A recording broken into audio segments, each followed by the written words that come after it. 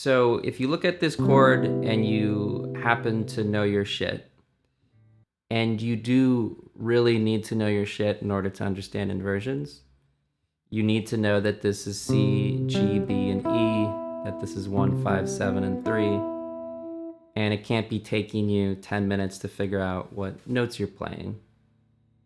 If you know all that stuff, if you're comfortable with all that stuff, you go through it like this. You think string by string, and you take the 1, you move it up to 3, the 5 up to 7, the 7 up to 1, the 3 up to 5, first inversion.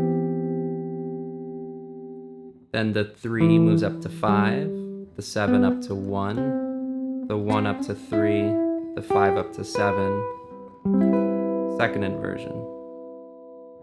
The 5 up to 7, 1 up to 3, 3 up to 5, 7 up to 1,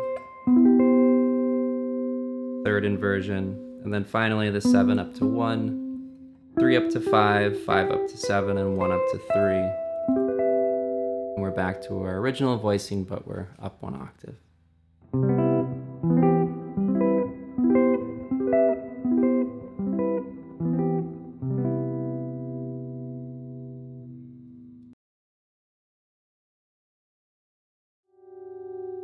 Now I'm going to think of these as their own chord.